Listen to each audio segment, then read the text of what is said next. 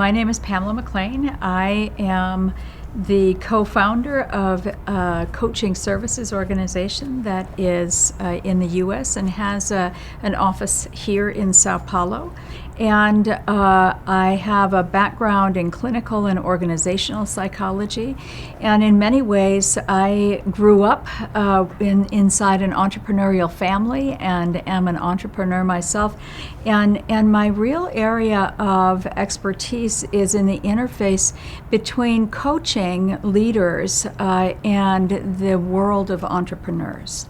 Definitely, as a coach, we see this development, and you know probably well that those who don't get to that spot where they can see the bigger picture and be strategic are unlikely to be able to build a successful company.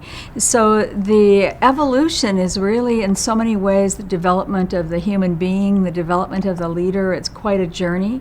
And I think of the early stage of the entrepreneur that is so critical is that dream, having a dream that the individual is really passionate about, because it takes tremendous energy, smarts, and persistence to build a company, and so starting there with that individual dream, and then, as you say, oftentimes the entrepreneur starts alone. And it is only in the first period of time that they move from that individual orientation to then needing to learn how to prioritize their time and prioritize their goals. It sounds so simple, but for the really young, smart leader, this takes some time to practice and hone. And then there is this move into managing other people, which for any leader and certainly for the entrepreneur, a major shift in our own development, because it requires that I now learn how to communicate well, how to inspire my team, and then that all-important next step, how to delegate to my team and hold them accountable.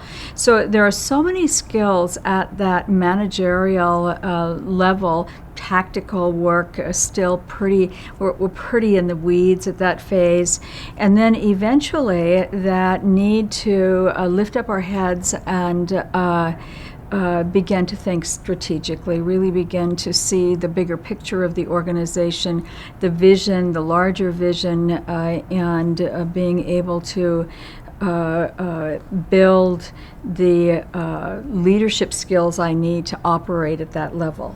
We cannot do it alone, that we always do better work in the company of others. And so I think to develop as a leader is, as you say, leadership passages, the predictable passages of the leader takes time. It takes internal development. One of the things that we know as leadership and executive coaches is that the leader's own self-awareness plays such an important role in their ability to lead others. I think that it takes much longer if you attempt this journey on your own. That we're all likely to do it better in the company of others. That might be in organized learning, it might be in peer groups, it might be the very sorts of things, the opportunities that Endeavor provides. It might be mentors, advisors, consultants. Certainly coaches can play a major role in the life of a young leader and at leadership transition points. I think we all aspire to balance. I don't think many entrepreneurs have great balance.